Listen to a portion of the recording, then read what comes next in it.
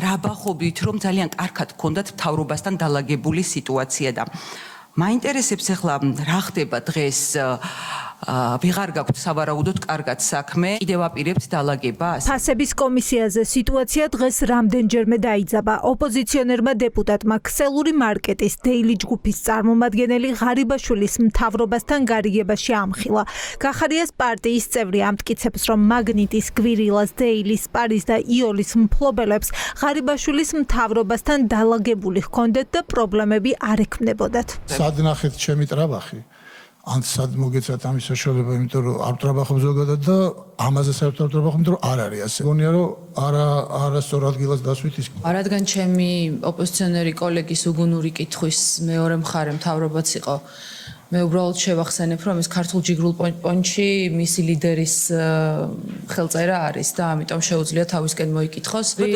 გუშინ იყო თქვენი კითხვა ძალიან უგნურის საპირისპირო ვეღარ ვიხსენებ რა სიტყვა არის, როდესაც თქვენ ქსელის წარმომადგენლებს შესთავაზეთ ღარიბების დახლის გახსნა, სადაც გაიყიდებოდა ერთი დღის ვადა დამდგარი პროდუქტი. მანამდე კი იყო პრეტენზიები ნიკორას გენერალურ დირექტორთან. საპენსიო სააგენტომ ხალხის ფული სწორედ ამ ქსელური მაღაზიის ობლიგაციები შეიძინა.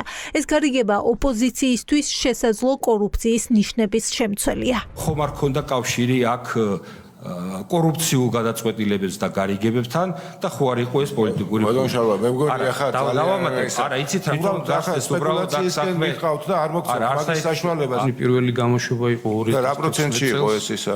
ტიბრს პლუს 3.5-მდე არის. ანუ ჯამური პროცენტი. წლიური პროცენტი რამდენი იყო? 12. სადვართ ნეტფასებით ვიმუშაოთ, რომ საერთოდ არ იყოს არანაირი რეტრობონუსი.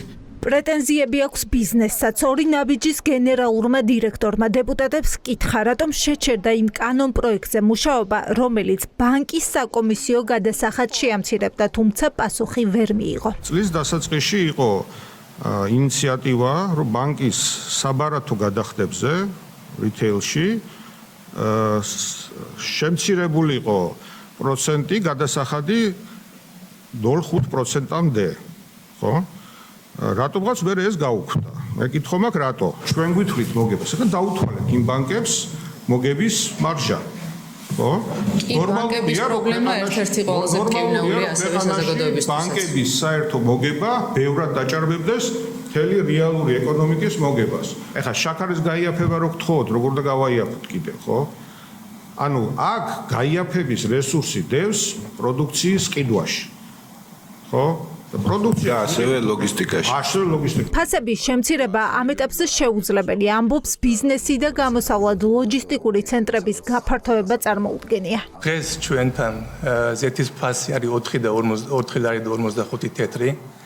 ეს პროდუქცია ჩვენ მომწოდებლისგან ნაყიდი გვაქვს დაახლოებით 4.53 თეთრად, 42 თეთრად, რიბეიტების გათვალისწინებით, ლოჯისტიკური პროცესების და ლოჯისტიკური ცენტრების განვითარება არის უმნიშვნელოვანესი.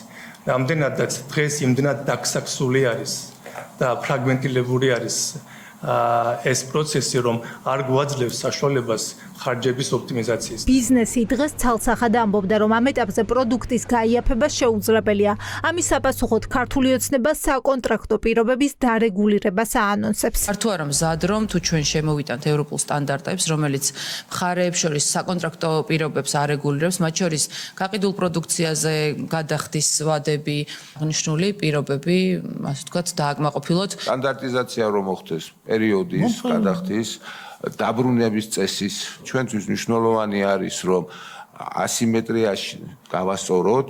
ამის წინააღმდეგ არავინ არ უნდა იყოს. როდესაც ასიმეტრიაზე არის საუბარი, გთხოვთ გავიხსენოთ, რომ ჩვენი მომწოდებლები ასევე არიან მსოფლიო ბრენდები, რომ მეორე მხარეს აქეთ თუ დეილი ჯგუფი გამოჩნდა ცოტა დიდი საქართველოს მასშტაბით, მეორე მხარეს არანაკლებ გიგანტური კომპანიები არიან.